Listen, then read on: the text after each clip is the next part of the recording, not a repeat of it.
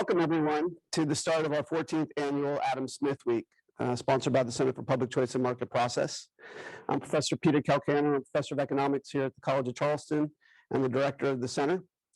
The mission of the Center is to advance the economic, political, and moral foundations of a free society. And we offer a variety of programming for our students over the course of the year, right? We have our free market speaker series, our economic book colloquiums, our regional reading groups, and Adam Smith Week, and our market process scholars. This is an exciting week of programming. We do have a slight change in our programming this afternoon. Our speaker, Ilana Redstone, was supposed to be here in person, and at the last minute had to cancel, so we're going to have this event virtually, but all of our other events will have our speakers in person. We are thrilled about this week's program. Lord Acton once remarked that it is not the popular movement, but the traveling of minds of men who sit in the seat of Adam Smith that is really serious and worth our attention. The topics we're going to talk about this week are relevant now, and they were actually relevant in the time of Adam Smith.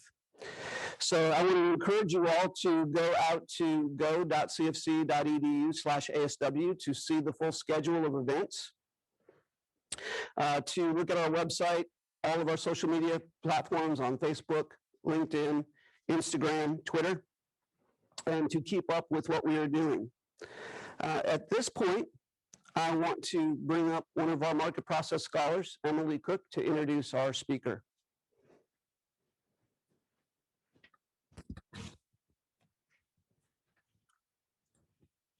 Hi, everyone. As Dr. Kalkaner just said, my name is Emily Cook, and I'm a current scholar here with the Market Process Scholars. And I have the pleasure of introducing our first speaker of Adam Smith Week 2022. So Dr. Ilana Redstone is the founder of Diverse Perspectives Consulting and a co-founder of the Mill Center, where they offer research opportunities, classroom resources, and training to teach the skills needed for having more open and productive conversations about controversial topics and issues. She's also the co-author of Unassailable Ideas, How Unwritten Rules in Social Media Shape Discourse in American Higher Education, and a faculty fellow at Heterodox Academy, as well as the creator of Beyond Bigots and Snowflakes, a video series. Currently, she's an associate professor of sociology at the University of Illinois at Urbana-Champaign and has been there since 2005, and she earned her joint PhD in demography and sociology from the University of Pennsylvania. So join me in welcoming our first speaker of Adam Smith Week. Hi, thank you so much. I'm sorry I couldn't be there in person, but I am simultaneously very grateful for Zoom. So at least I can be with you in this sense. If it's okay, I'm gonna share my screen. So just give me a second here.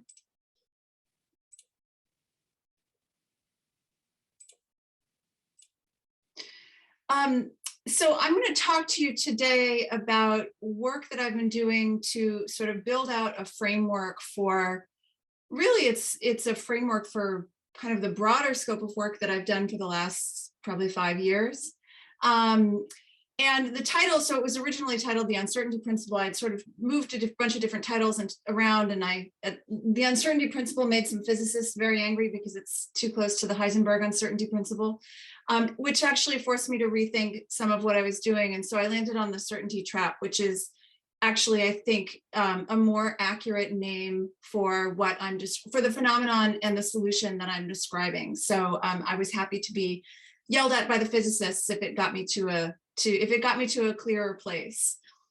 So this is what we're going to talk about today. And I don't know what your normal style is. I'm happy to take questions in the middle, or you can save them to the end, or whatever works for people. So I will leave that to the crew there, because I'm pretty flexible with whatever.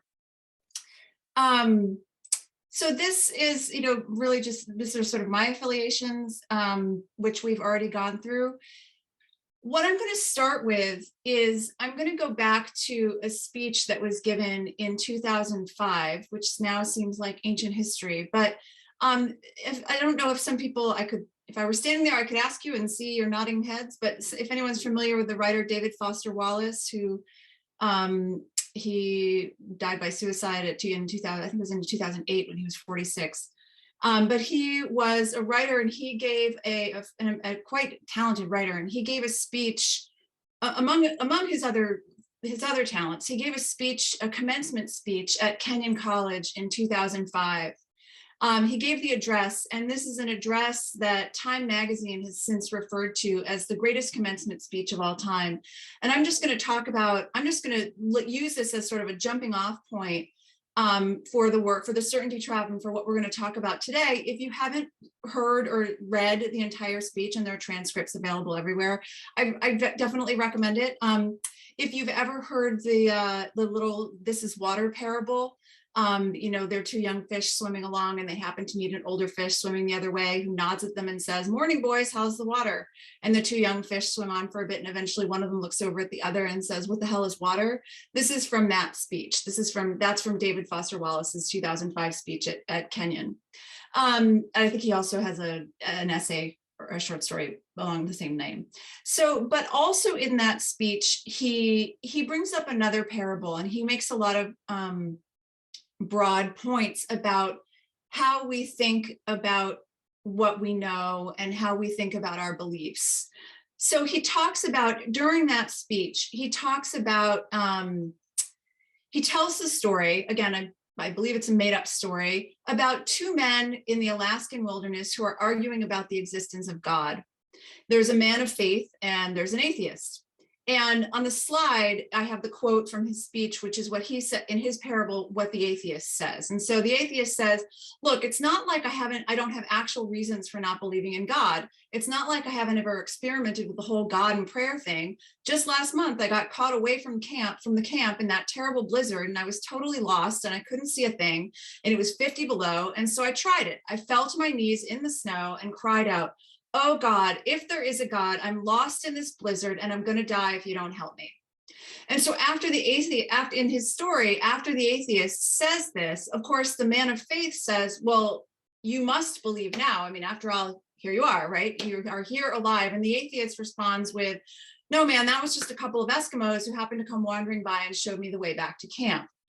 So Wallace points out, and I think there are other versions of a similar story, but Wallace points out that it would be easy to run this through what he calls a standard liberal arts filter and take away sort of a nice bite-sized lesson about the importance of tolerance, or the idea that the same experience can mean different things to different people, and that we shouldn't call one right and the other wrong, all of which seem perfectly reasonable.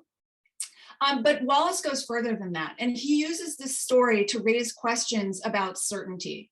And so you can see how this ties to the certainty trap that we're talking about today. He also refers to it as arrogance, but he starts by calling it blind certainty. So Wallace goes on and he says, "The non-religious guy is so totally certain in his dismissal of the possibility that the passing Eskimos had nothing to do with his prayer for help. True, there are plenty of religious people who seem arrogantly certain of their own interpretations too. They're probably even more repulsive than atheists, at least to most of us." Because again, he's talking to the graduating class at Kenyon College. But religious dogmatists' problem is exactly the same as the story's unbeliever. Blind certainty, a closed-mindedness that amounts to an imprisonment so total that the prisoner doesn't even know he's locked up.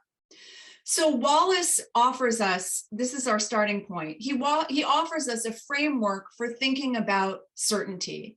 And so the idea here is that intolerance isn't great, but it's a symptom and not the real core problem. And the problem is this certainty. He calls it blind certainty. I'm not sure that the adjective is necessary for our purposes, but that's what he identifies. So again, he goes to the source and he's saying, like, this is what's causing it. This is what's underlying this whole thing.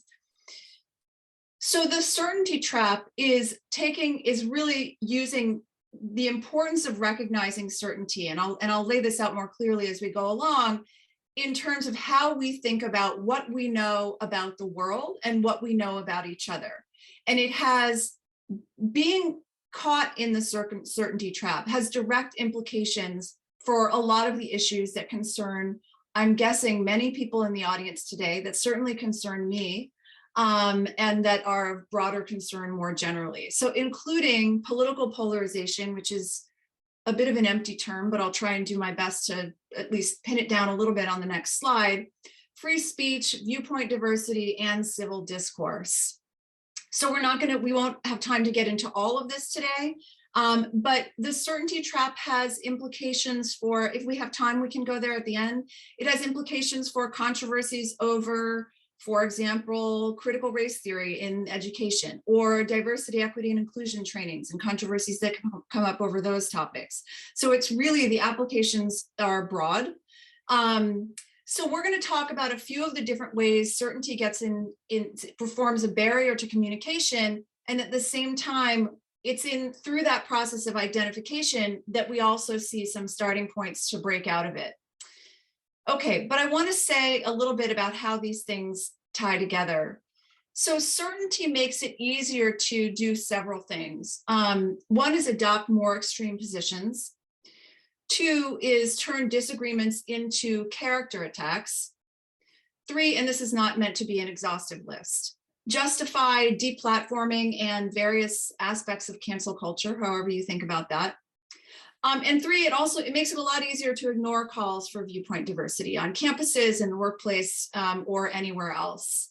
And so again, I'm really using political polarization as this sort of big umbrella term to capture all of these things.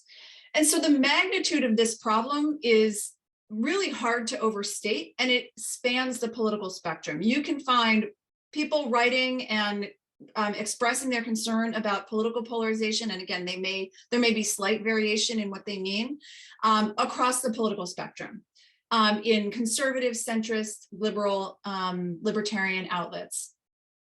So much of what has, so I just want to restate that it's not a concern that belongs to any one sort of side alone, if you think of it as on a single axis, although there's lots of reasons to think that that's not actually the right way to think about political divisions these days, but it's certainly simple. But a lot of what's been proposed to solve this can be grouped into two broad categories. One is sort of battles against mis and disinformation, where the differentiation between mis and disinformation is sort of the intention behind it, whether it's whether there's an intent to mislead or not. So that's, and sort of the fight against mis and disinformation is, the idea there is that there's some ground truth that we're going to get to, and this is, for example, Jonathan Rauch's most recent book, The Constitution of Knowledge. This is sort of where he comes in. He makes a very elegant argument, but that's sort of one of his angles. And then the other is civil discourse. And there have been some books written about civil discourse. I think more of what's happened in putting forth civil discourse has been programmatically, so centers and organizations promoted to advancing civil discourse. So again, these two camps, one is sort of battling mis and disinformation, and the other is promoting civil discourse. And I'm going to say, what I'm going to argue here is that neither of those is going to work. And that is not the same thing as saying that they don't have merits. I absolutely think that less misleading information, more civil discourse, I would be, I think more of both of those things. That sounds, not more disinformation or misinformation, but more combating it. So I'm not saying that they don't have merits, but I'm saying that on this topic, they're not going to work. And I don't mean that as some sort of prescient judgment or prediction. It's really an observation, in the sense that they can't bring about change no matter how skilled a facilitator you have, and they can't do it because they don't get to the root of the problem. So so again, I'm not so much making a judgment as making an observation. So combating mis and disinformation is often based on two flawed assumptions, and this ties into the certainty trap that we're talking about. One is that definitive answers are known to the disputed points in question. And so we'll talk more about that. And then two is that the right people to provide those answers can be easily identified and agreed upon. Civil discourse, for its part, can only work if there's a willingness among the participants to recognize that there's more than one reasoned way to see a given issue. Then it comes in, the idea of civil discourse comes in and says, well, how do we, given that, how do we talk to one another? How do we turn the heat down? And so we can think about this with a controversial example. And so consider yourselves forewarned. I'm going to just put up a controversial example on the next slide, just so we can see how these two approaches would stack up. If someone says, and again, I'm neither endorsing nor condemning any particular position on anything that I'm talking about, but here's an argument, or a statement rather. I think trans women shouldn't be allowed to compete in women's category sports. So is this a reasonable opinion? Is it a threat to the trans community? And so the question is, so we're not trying to litigate this question here, but in terms of thinking about how do we talk to each other, what does mis and disinformation, what is civil discourse going to say about this? Will battlers of mis and disinformation be able to convince one person that having a trans woman in women's category sports is or isn't fair? I would say not likely. What about civil discourse? Will the promotion of civil discourse convince the person who sees the position as a threat to see the other person as reasonable just because they argue in respectful tones? I would also offer that I think that that's not likely. Again, you're not getting at the root of the issue. And so we could say, well, we just need to trust one another. We just need to sort of have some trust in the other person's motives. But how do we do that? So we're going to chart a different path, and we're going to start with a question. And we'll come back to this example. I do want to come back to this and come full circle. But the question we're going to start with is really pretty straightforward. Why might somebody hold an opinion I find objectionable? And I'm speaking in the first person, but I'm just a stand-in for any person with whatever view. And so why might someone hold an opinion that I find objectionable? The idea here is that when you're in this certainty trap, you are really limited to two reasons for that. And this, I'm talking very specifically, as with the example we said, this really is it has broad applicability, but right now we're talking about really controversial and sort of radioactive topics. So when you're in the certainty trap, you see ignorance, right? The person doesn't have the information. They don't know all the right information. And if they did, they'd think differently. Or if I think they know the right information and they're still disagree with me, then I think they have hateful motives, right? Then regardless of what they say, because people don't usually confess to, oh yes, I actually have hateful motives, right? Regardless of what they say, they have hateful motives. It's coming from a place of animosity, hostility, in the example I just had on the slide, transphobia, whatever. But these are the two options that you usually can see when you're framing your thinking from within the certainty trap.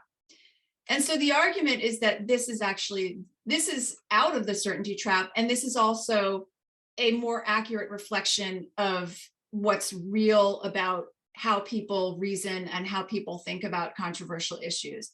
So they could be ignorant. This person, again, so we're at the same question. Why might someone disagree with me? They could be ignorant. There's nothing in what I'm saying that suggests that there aren't ignorant people out there.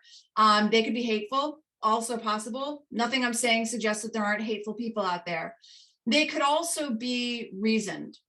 So I want to be specific about what I mean by reasoned, because I chose that word with deliberation. And I think it's worth reflecting for a minute on what it means. Or what I mean in this case. So reasoned means that someone thought it through and another person could follow their line of thinking. You can make a logical chain for how, given the person's values and concerns, they arrived at their conclusion. It doesn't necessarily mean that you think their position is legitimate. And so I'm making a distinction between reasoned and legitimate, but it might. And we can come back to this idea of legitimacy, because if you're going to dismiss a position as illegitimate, you also need to make sure that you're not doing that from within the certainty trap. So that's what I mean by reason. So what keeps people from moving from one to the next? And from one to the next, I mean from moving from here to here. So what keeps people from moving from one to the next? So in the prior example, for instance, certainty might tell you, again, this may or may not fit with your own personal beliefs, but for one side of this issue, certainty might tell you that there's no way to hold that position and not be transphobic. Certainty might also tell you on either side that we know all the necessary and relevant information when it comes to gender transitions and biology and how these things interact. And the answer to those, all of the relevant questions are clear. So this is thinking through, if I'm one of the people taking either advancing that statement or opposing that statement, what are the things that I might be certain of?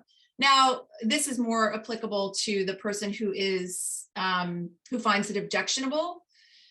But again, for both of these, neither of these is true in the way that the person holding that position might think that they're true. You don't know for sure that the person is transphobic or not. And if you think that there's hesitation there to why that is, I'm hopefully going to convince you.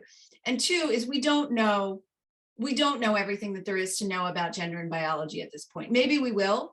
Maybe one day we will have all those answers and all our I's will be dotted and all of our T's will be crossed, but that is not the case right now.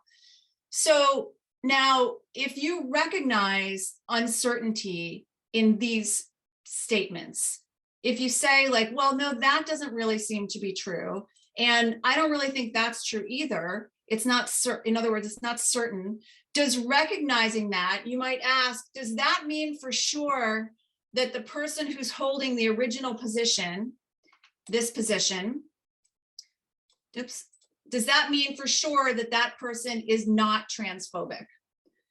And so I want to be really clear that the answer to that question is no.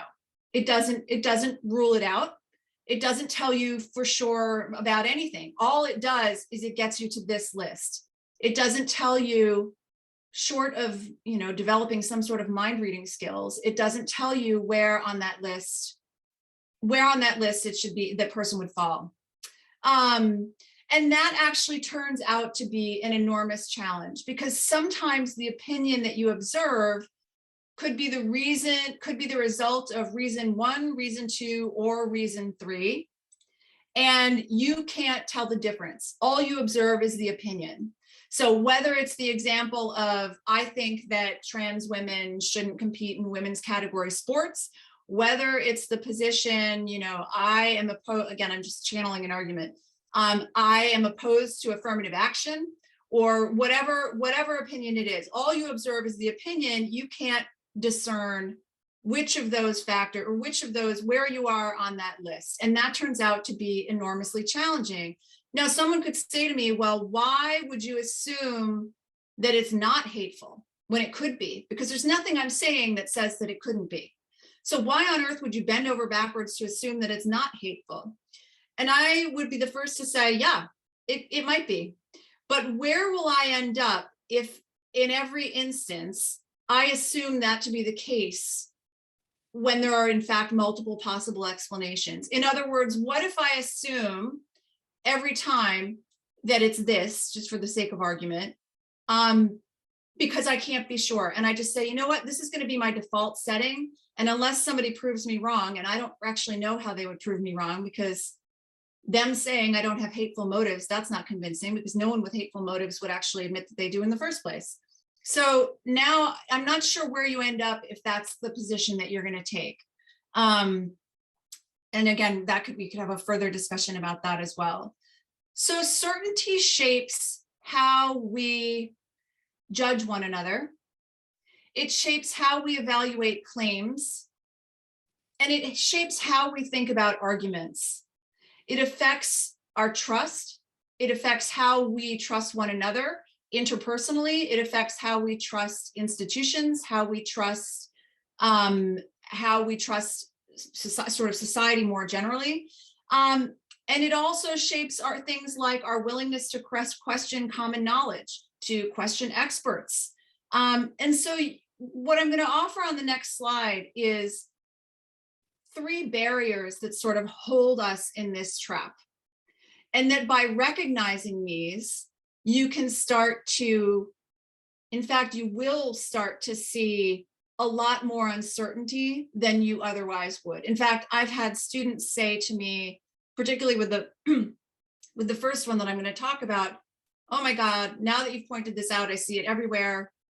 It's really kind of freaky. So with that sort of, now that you're all in suspense, this is what they are, and I'll talk about each of these. The settled question fallacy, the fallacy of known intent, and the fallacy of equal knowledge. And the idea is that these three barriers hold people into the certainty trap.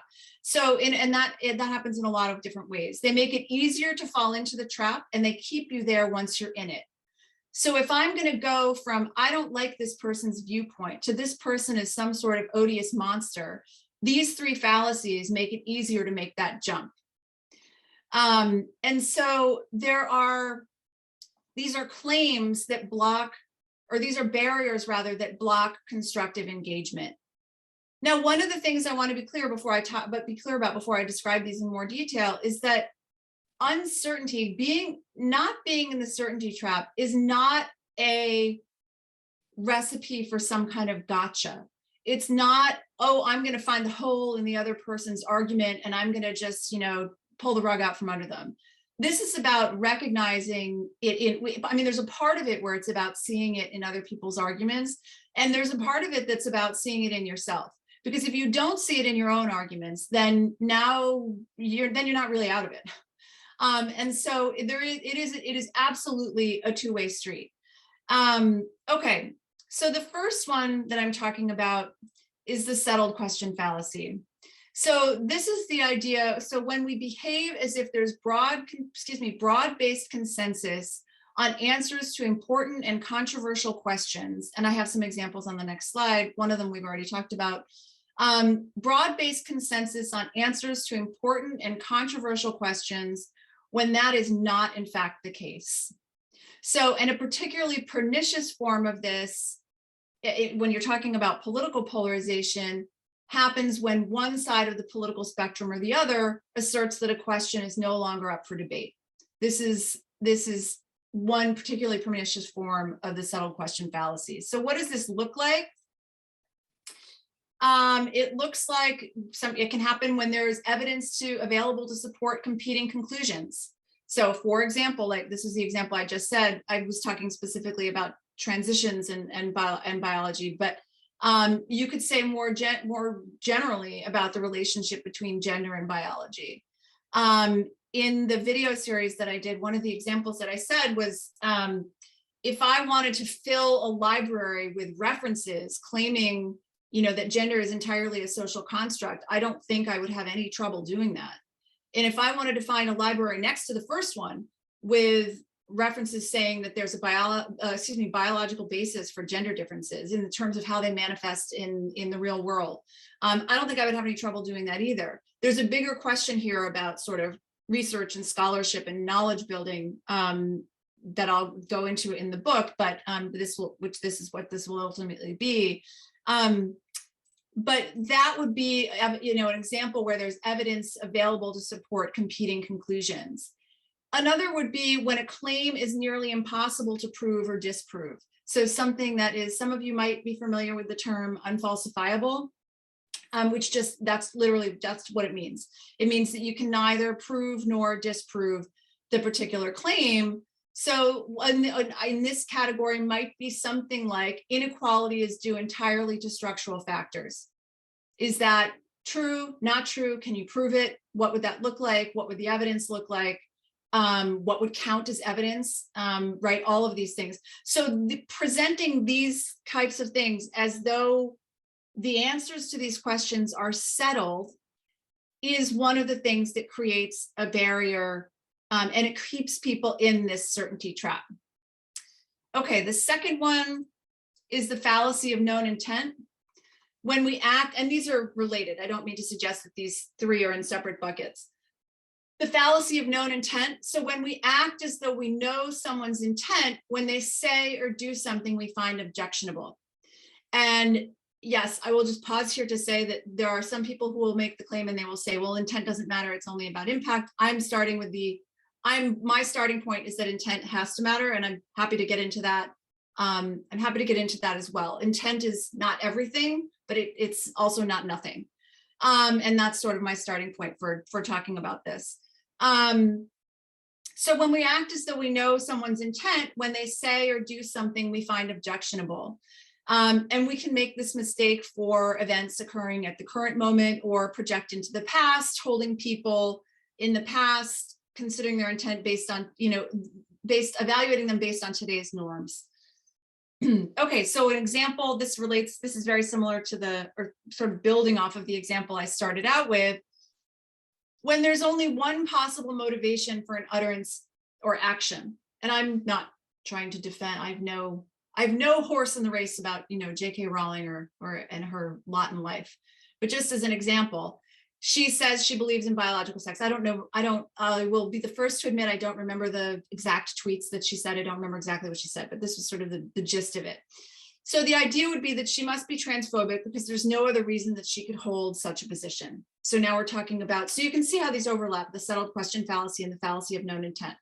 When you think something is a settled question, then somebody who disagrees with that, their only motivation is coming from a place of sort of odious motives.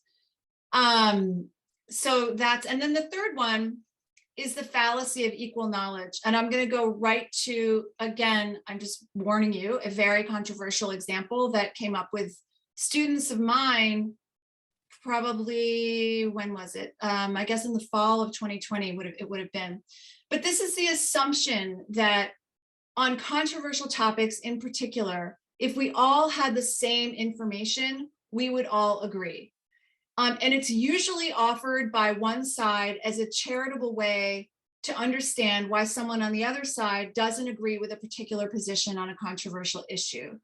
And usually what happens is it is put out there as if the person just knew what I knew, if they just knew what I knew in terms of substantive knowledge, in terms of experience, whatever, however you want to think about knowledge, they would think what I think. And the assumption that sits underneath that is the idea that if we all had the same information, would we all agree? And I think when we put it in those terms, most people are like, oh yeah, that doesn't sound right. I don't think that doesn't sound quite right, because then we would just give everyone the same information and then no one would disagree about anything, right? And we know intuitively and from our own experience, that's just not the case. So what does this look like? So this is the controversial, even more controversial example that I told you was coming. So here it is. So this is asking a group, in this case, it was a class in the fall of 2020, in the middle of the semester, asking a group whether someone could reasonably view, I wasn't asking them for their individual views. The question was whether they thought someone could reasonably view the killing of George Floyd through the lens of bad policing and not through the lens of race. And this was when we were still on Zoom. And so we did this in a Zoom poll. And so about 60% of the class said yes, which was really not the answer that I thought. And then we started talking more about it. And it was clear that a lot of the people who were saying yes because they were assuming that people who thought, who were seeing it through the lens of bad policing, didn't have the right information. And so I rephrased the question and I asked it again. And I said, could someone reasonably view the killing of George Floyd through the lens of bad policing and not through the lens of race if they had the same information you have? And that percentage dropped to 30%. So that's what I'm calling, I'm not making a claim about who's right and who's wrong. I'm saying that the fallacy of equal knowledge is the idea that if that person had the same information that I had, they would agree with me. And so those are the three that we're talking about. And I'm going to apply them to an example before we stop here. So why would you break out of the certainty trap? Like, it's nice to feel certain. It's safe. It is secure. It's like a warm hug to feel certain about things. It's easy. We also don't have to worry about being wrong. So it's a lot less risky in a lot of ways. I think there's a lot of reasons to break out of it, and I'll save the best for last, which I think is not even on the slide. It can lead to better communication, better solutions to problems, less political polarization, even with the most expansive definition, less resentment. It is also a more accurate reflection of what we know and understand about the world and each other. So that one is not on the slide. I'm not suggesting that any of this is easy. Again, certainty is, like I said, a warm hug. It's like a warm blanket. Think of whatever metaphor you want. It is comforting. So staying in the certainty trap can lead to other things, like the opposite of everything that was just on the previous slide. So I'll give you one other example. We'll apply this to the example of educational inequality. So this is a topic that, I'm in a sociology department. Inequality is most of what we do in sociology in some form or another. And so educational inequality is obviously something that many people are rightly concerned about, whether you're looking at, differences in reading scores or test score gaps or graduation rates or, dropout rates or whatever it is. And so this is a headline. This is a headline from the Washington Post in 2021. And this is not from an opinion piece. This is from a reporting piece. It would be less powerful if it were just from an opinion piece. And again, I'm not making a claim about whether it's right or wrong. So no systemic racism, look at student achievement gaps in reading. Admitting the systemic racism in American education is a necessary step towards ending it. All fine. So let's see how this fits into the certainty trap. When I first bring this up with students, when I talk about educational disparities, I'll often, and how they think about causes of educational disparities, I'll often get answers that sound very much like this headline, which, seems perfectly reasonable at some level. And then when I ask them and I say, well, look, you're all relatively successful, right? You're all as with the students in this room, you've all had some degree of educational success by dint of the fact that you are sitting here. You've had some measure of educational success. And so then I ask and I say, well, what do you think about what got you here? To what do you attribute your educational success and the fact that you are sitting in this room? And I get a mix of answers, like, I went to a good school, or I got a scholarship, or I had a good teacher, or my parents instilled in me the importance of education. I've also had people say things, like my parents would kill me if I didn't get good grades or something. I studied, I went to class, I worked hard, all of these things. And now none of this replaces or takes or says systemic racism, just to go back to the Washington Post article, isn't on that list, right? There's nothing that I'm saying that suggests that it's not also on this list.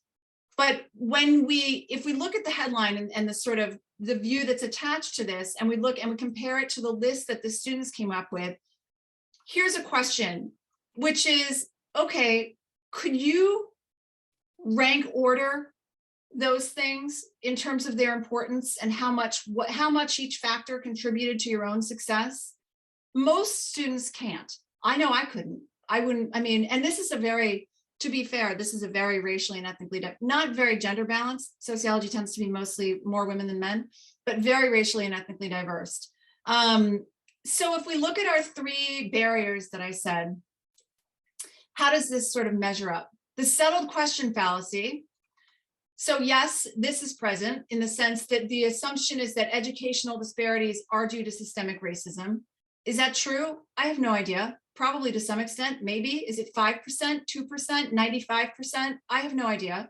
Neither does the person writing the article. And so treating this as a settled question is a distortion. So that's the settled question fallacy. The fallacy of known intent is related to that. Because I think it's settled, it's what's true about the world.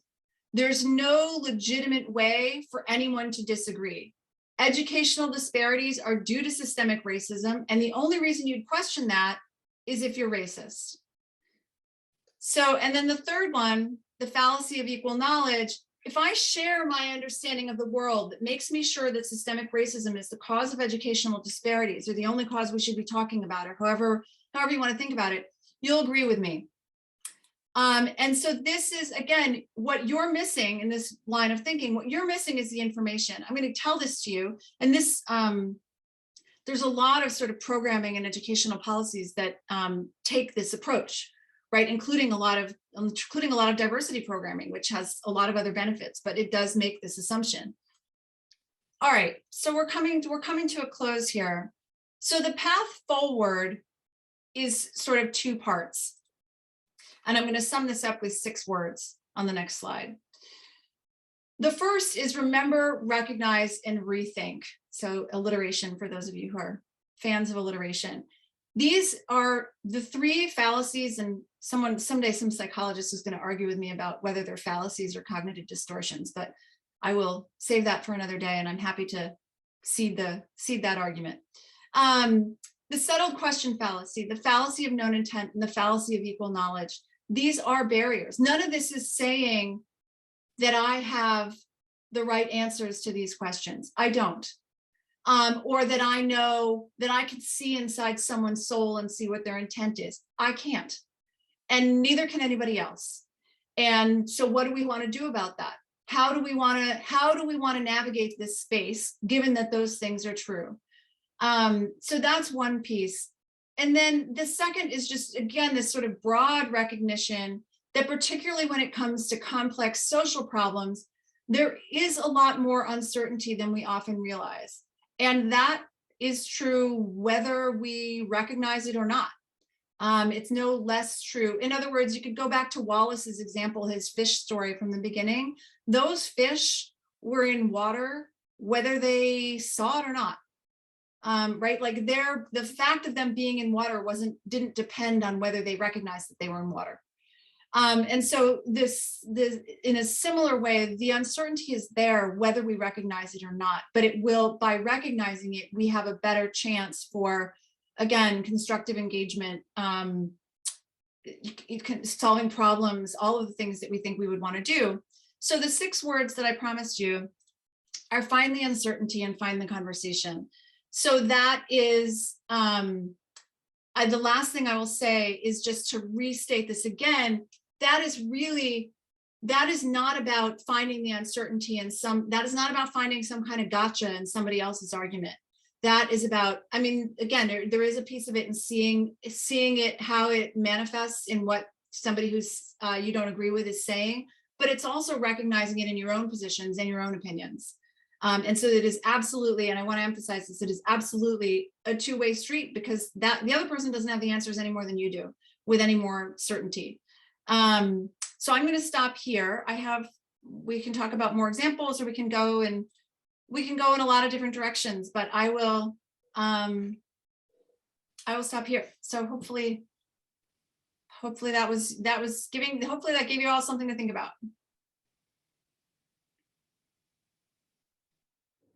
So we'll open it up for questions if anybody has any, and I'll come around if you have a question with the microphone so Ilana can hear you. No. I tend to start with our market process scholars if they have any. So, Melissa. Thank you.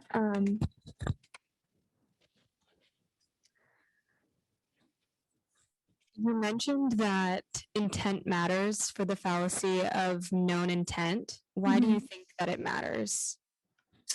I think that intent, at a high enough level of abstraction, intent has to matter.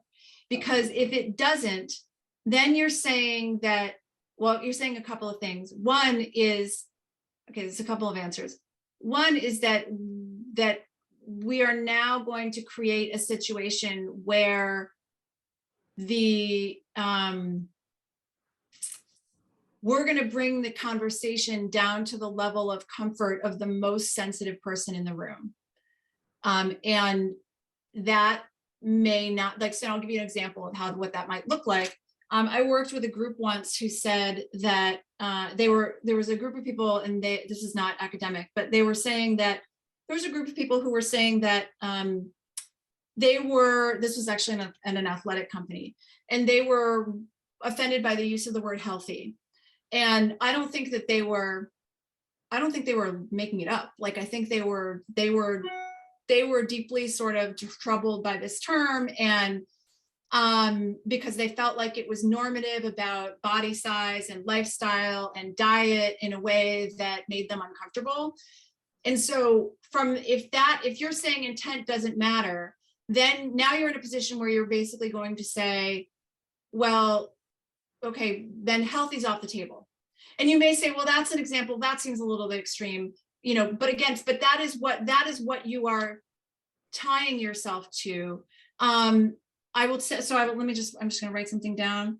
So I don't forget. I would say two other things why it has to matter. One is sort of the obvious point that this is sort of a side point, but our legal system is based on intent mattering, right? We have a legal system that is, if I go into the parking lot and I'm backing up and I hit your car, versus if I floor it and I try and slam into your car, those are and should be treated differently. Now you could say, well, what we do with the legal system and the justice system is different than how we should interact with each other. Okay, maybe. But the other thing that I would say is if you go back to, I'm going to just share my screen quickly once more to go back to those slides. If you say that intent doesn't matter, sorry, and this is the list that you want to be on, intent, the reality is that intent, which you can't see, and again, remember that, and I'm sure I'm not telling you anything you don't already know, is that somebody who has bad intent is never going to say they have bad intent, right? And they have a very strong incentive to hide their bad intent for lots of, for social desirability reasons, et cetera. So that is a clear problem.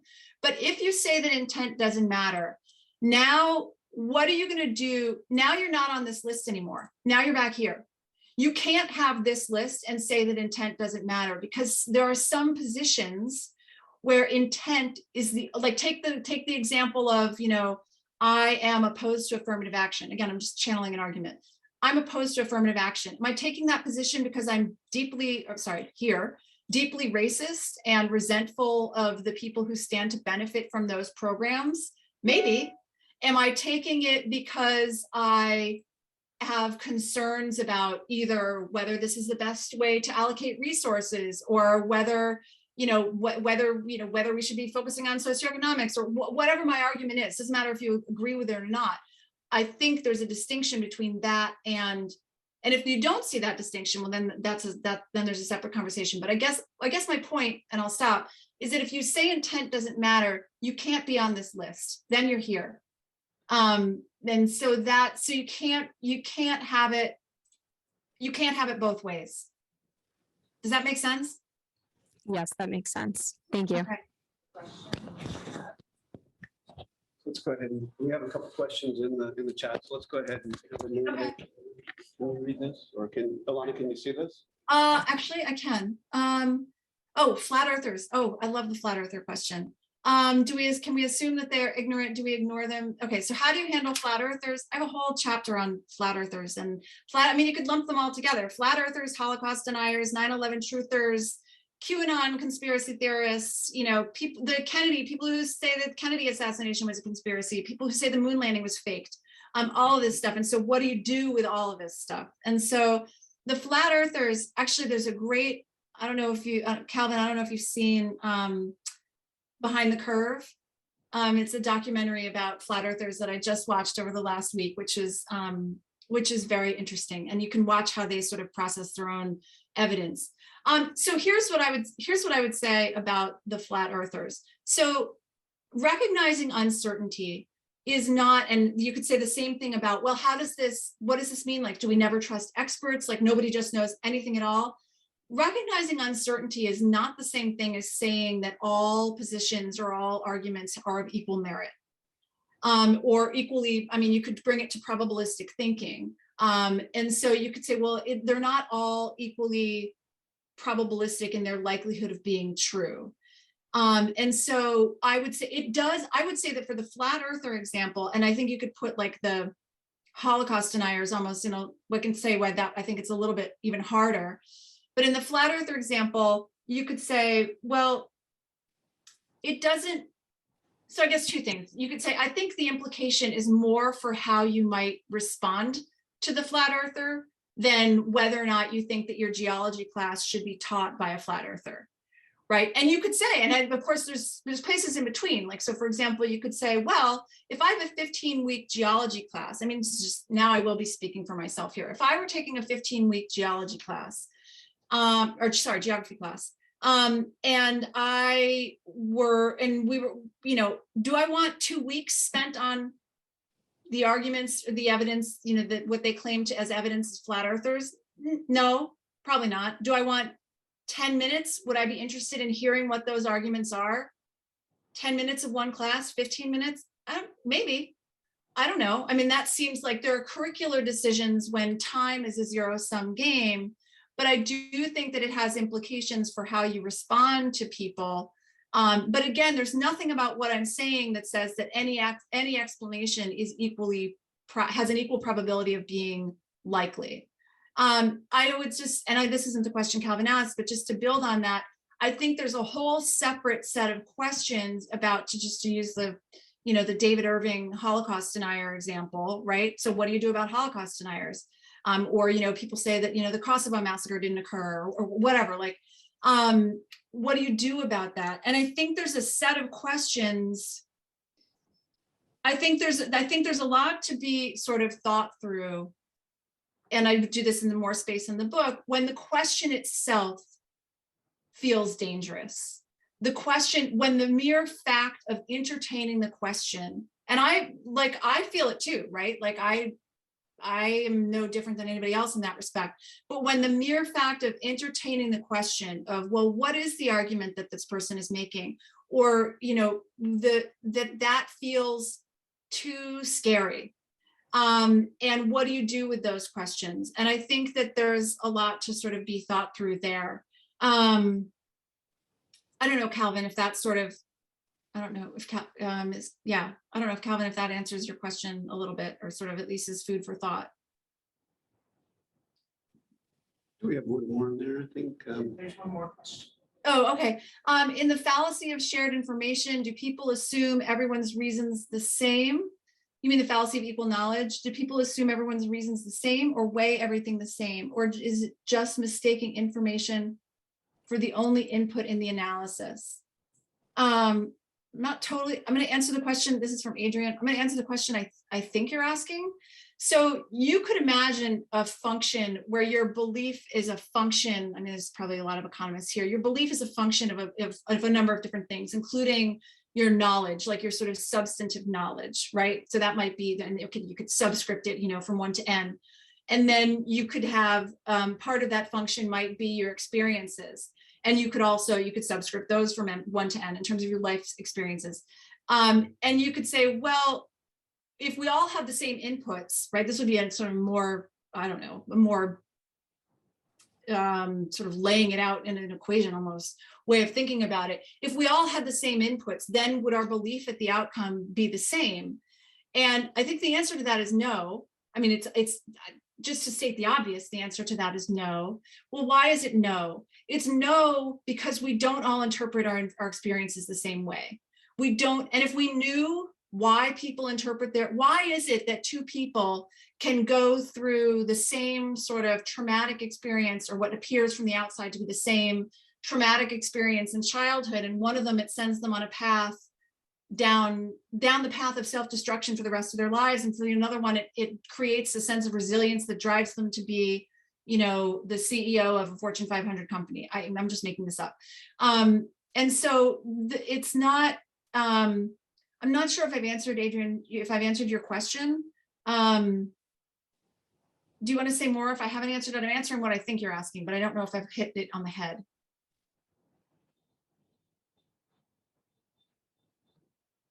Oh, that's fine. Okay. All right. Apparently that's good enough. So other thoughts? Yeah, I've got a question. In your experience, what role do you believe higher education has played in either exacerbating or preventing this line of thinking in university students? And how do you think educators can better address the phenomenon? I think higher education has completely failed. I think higher education has completely failed. With a few narrow exceptions, on getting this right. And I think higher education has created a feedback loop to the certainty trap, frankly, because higher education is built at this point and has bureaucracies that are built on assumptions about all of these things, identity, equality, intent. I'm not saying they're wrong. I'm saying that I'm saying when you treat them as though they're certain, this creates a lack of viewpoint diversity. It creates issues around free speech. It creates issues around political polarization. It's not, so I think that, and I guess for higher education, I think there's some, unsurprisingly, there's some variation in terms of, whether you're in a social sciences department or whether you're in, something in physics or whatever. I mean, I think there's just because of the nature of the material, but I think on balance, higher education has really, really failed. And I think part of what's frustrating about, and my institution is no exception. And I think what's frustrating about that is that it's really not actually that hard to do better. It's not like you need some $5 billion grant or some influx of some massive amount of money or a new building or 7 new deans and deanlets and whatever. It's not that hard, but you have to be willing to get out of this trap. And so I think it's enormously frustrating. But so I think higher education has on balance, I think made it a lot worse. Thank you. Yeah. There's a question about, sorry, this looks like it was sent just to me. Are there environments you've observed that foster good debate and open conversation where assumptions that stem from these fallacies are better pointed out?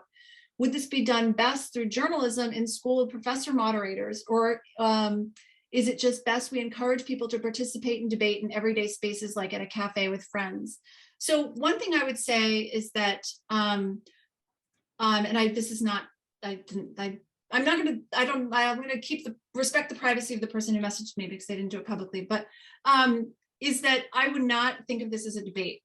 Because a debate sets, a debate, just to state the obvious, debates have winners and losers. And this is about, what is it, where get down to the sort of ground principles of where are the disagreements coming from and name those, because that is a much clearer way to communicate than sort of scratching each other's eyes out at this up here. I'll give you an example. I went to an event in the fall. It was an event where it was actually through the Mercatus Center. It was a really interesting event with a number of students, mostly from Bard College, and it was about socialism versus capitalism. That's what they were talking. And they had, my role was minor, but they were talking about, they had different speakers and sort of panelists and discussions and stuff coming in about, why socialism and why capitalism and this and that. And one of the points that I tried to give as feedback, hopefully it was useful, afterward, was that, what was really missing is what are the principles that they're disagreeing on? Not about this policy or that policy, let's get down to bedrock of what they are actually, what is the thing or things, it doesn't have to be just one, that sort of defines the disagreement. So it's not so much a debate as again, when you see that there's uncertainty on how we see the world and what we know about each other and why we do the things that we do, it opens up a very different conversation that I don't think of as a debate. I think, just to go back to the person's question, I think that with the sort of goodwill and good faith to do this, I think it can and should be done everywhere. It's not a separate class. This is a way of thinking more that is woven. If I were pulling all the puppet strings and I were in charge of everything, that would be woven into everything. And so that would be the ideal. I mean, obviously that's not what's happening. I think going to the specific question, would this best be done through journalism? Oh God, there's no question that journalism needs this. Yeah, there's no question that journalism and sort of mass media, I mean, I'm certainly not the first person to point out what a mess that's turned into. And I think, the other thing I will say is that when you're engaging on this stuff, this is why I said a couple of times during the talk, it really is a two-way street. Your demeanor matters. Like if you go into this and you're thinking like, I know what's up, I'm going to own you, or you're going to, I mean, people know. I mean, it's clear in how you communicate with the other person. And so if you're coming from a place of, because this is what I'm saying, it is a two-way street, recognizing what you don't know and being willing. It's not even really being willing. It's not, how would I say this? It's not about saying, oh, I'm wrong, right? That's almost too strong. It's about being a little bit less sure that you're right. That's it. And that actually is, a very small thing, but it's has enormous implications. So this is fantastic and offers a great perspective for educators to help inform. I think that's wonderful. More beneficial discussion in the in general and in the classroom, beneficial classes. As educators, how do you or do you recommend giving guidance to open this conversation within the classroom? So I think in terms of in the immediate term, I would start, I mean, so this is, I am going to eventually, hopefully not too long, have a book where sort of I lay this out more clearly, which would be hopefully useful for lots of people, including educators. I think that you can use the beyond, like in terms of, again, this is free stuff. Like there's the Beyond Bigots and Snowflakes videos. I did those videos before I sort of had it named as a framework, but the ideas are really very similar. So that's a free, I mean, if you just Google it on YouTube, like that's a free set of videos. There's nothing, those videos are not, there's nothing magic in them. Like but if you use them as a tool to start a conversation, they're definitely a starting point, not an end point. There's also on the Mill Center website, I could send it around afterward if anyone's interested. There's somewhere on the website for the Mill Center, we have a discussion guide, a classroom discussion guide for those that goes with the videos. So those are free resources. Those are available to people if they want to do that. But I would start with, I mean, you can certainly, to the extent that any of my own writing that I've done, which is also on the Diverse Perspectives Consulting website, some of that might be helpful. Again, also all free. These are all free resources. And I think it's recognizing this sort of the shift in yourself and also carrying that through, particularly as an educator, through your demeanor. So I think both matter. Do you find engagements where people go into interaction looking for common ground on the issue to be helpful? Sure. People, yeah, I mean, if people are going into it looking for common ground, that is certainly helpful. But I think that this actually can work even with people who aren't necessarily going into it looking for common ground. I do want to be clear, like, this is not, I'm not pulling a rabbit out of a hat. Like, this is not, it's not going to transform everybody. There are some people who would rather stay in their warm blanket and aren't going to come out of it for anything. And this probably isn't for them. But there are a lot of people, including a lot of students, who are wanting this and who have never really been exposed to thinking more broadly about these kinds of topics. And part of the reason that I don't think you need to necessarily want common ground for this is because there's nothing in what I'm saying that is trying to change anyone's mind. I'm not trying to tell anyone what they should think about anything. I'm not trying to tell you that I have the right answers, because I don't. Right. So there's something that is less threatening or less aggressive. Right now, you could say, well, by dint of the fact that you're saying that there are multiple perspectives, that we should be considering that in fact is, threatening or whatever. Okay, that's an argument. But if that's the position that you're going to take, then maybe this may not be right for you, right for that person at this time.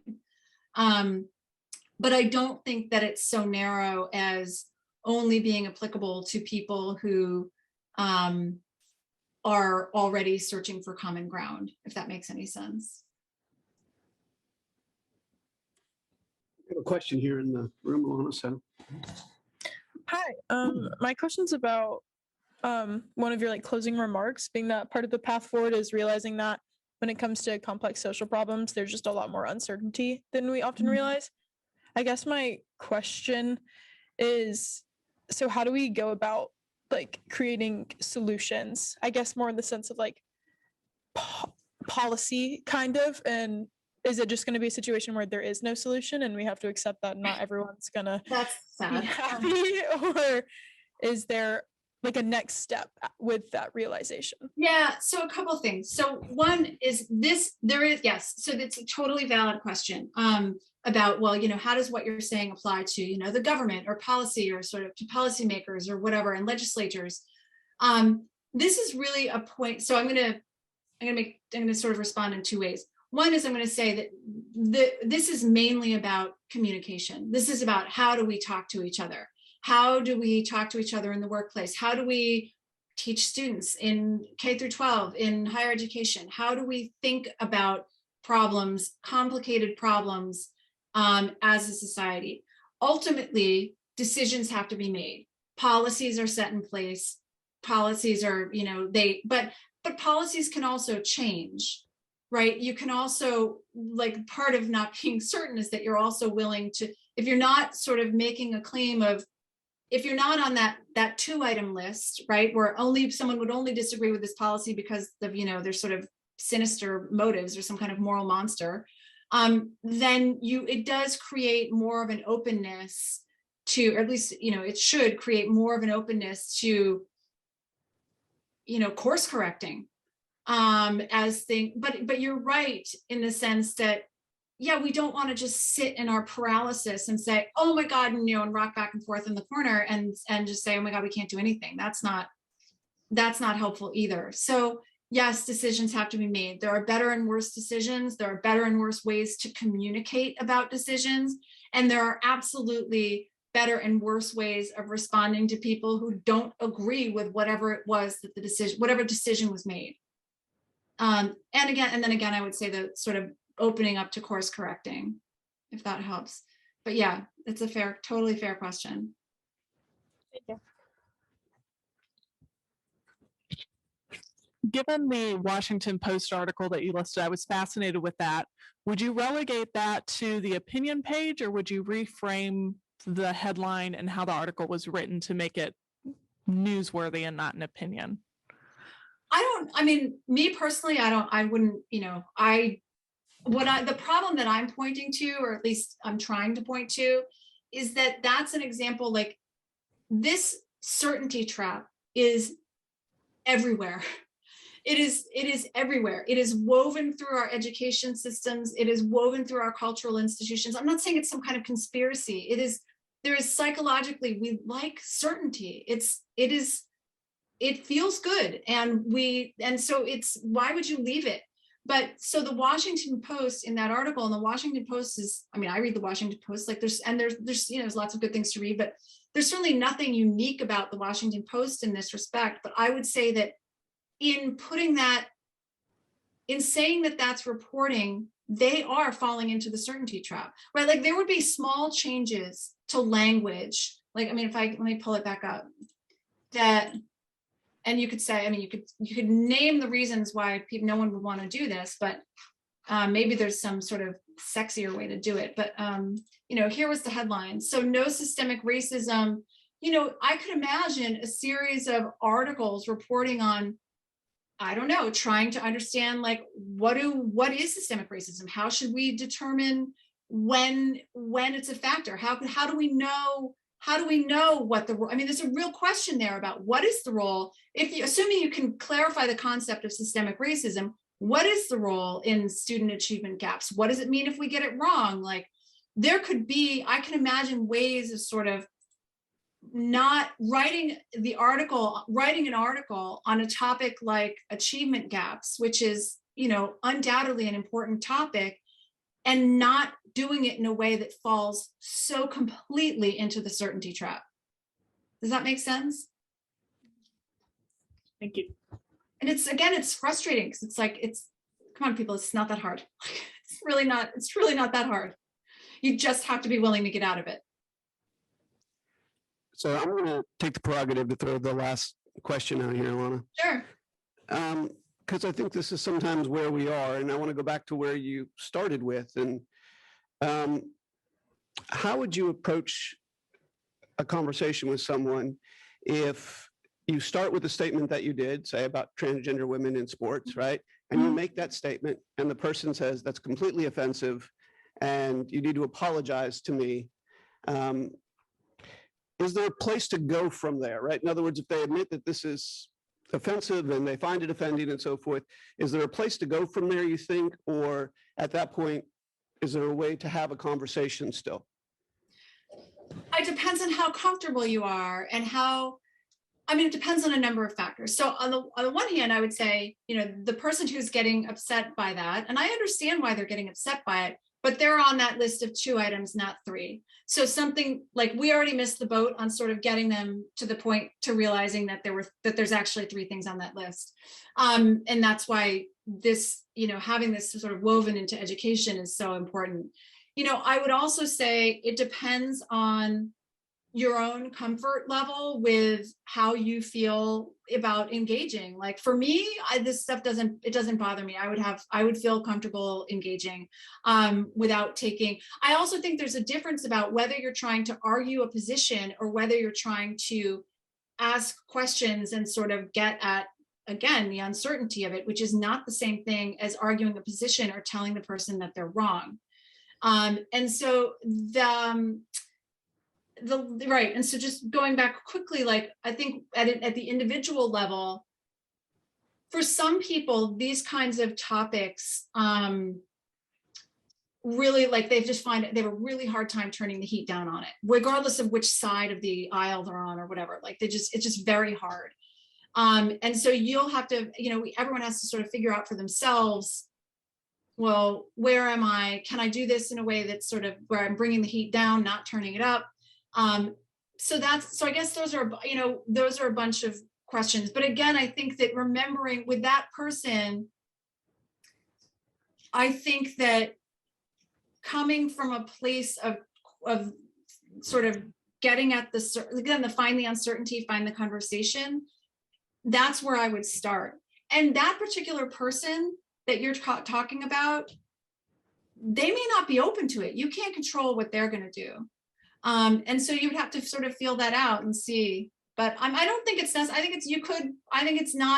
You could walk away. You could try to engage. I don't think, I could tell you, I would not suggest trying to get, you could, but I mean, I don't think it's useful to try and get into some argument with them about it. I mean, people do that, and I don't think it leads anywhere helpful.